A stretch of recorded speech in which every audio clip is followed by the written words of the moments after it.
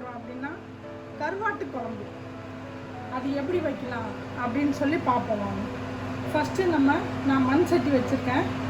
மண் சட்டியில் புளி சால்னா புளி குழம்பு உள்ள ஐட்டம் வச்சா ரொம்ப நல்லாயிருக்கும்.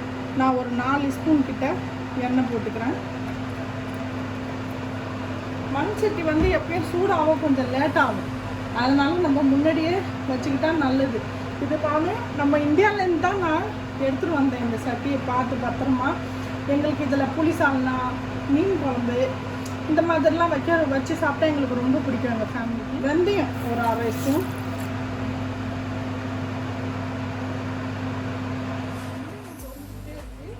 நம்ம ஒரு 1/2 ஸ்பூன் உளுந்து கடுகு போட்டுக்கலாம். அது கூடயே சேர்த்து ரெண்டுமே பொரியிட்டோம். கடுகு பொரிஞ்சிட்டு இருக்கட்டும். அது தாளிக்கிறதுக்காண்டி நான் சின்ன வெங்காயத்தில் கொஞ்சம் வெட்டி வச்சுருக்கிறேன். நான் வந்து இதில் என்ன ஆச்சி மிளகாய் குழம்பு மிளகாய் தூள் தான் பொரிஞ்சிச்சு. நம்ம இது போட்டுக்கலாம். சின்ன வெங்காயம் கொஞ்சமாக,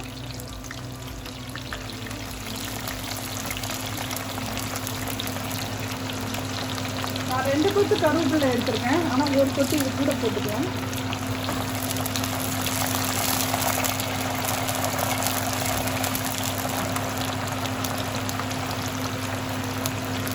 நான் இதில் வந்து பூண்டு 2 கட்டி பூண்டு உரிச்சு வச்சுருக்கேன். இதில் வெங்காயம் ஒரு 100-150 கிராம் வெங்காயம் நான் வச்சுருக்கேன். இதில் போட்டுக்கலாம்.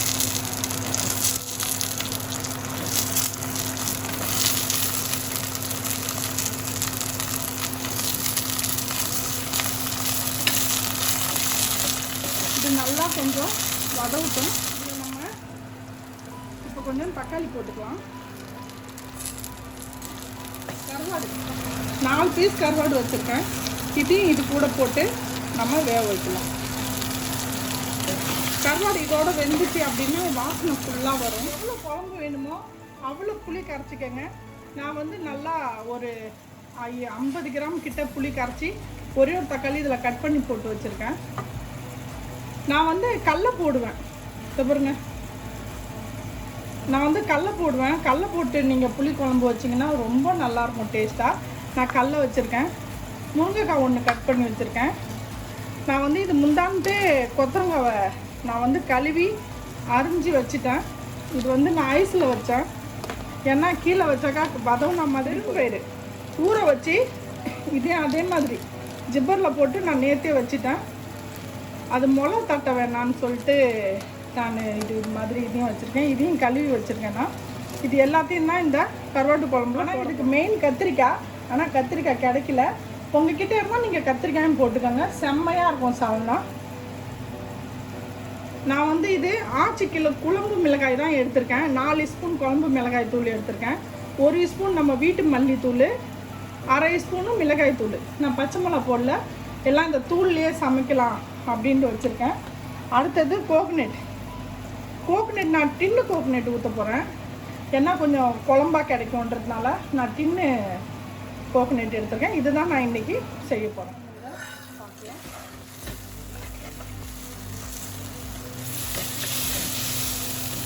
நம்ம இந்த மசாலா எல்லாத்தையும் இது கூட சேர்த்துக்கலாம்.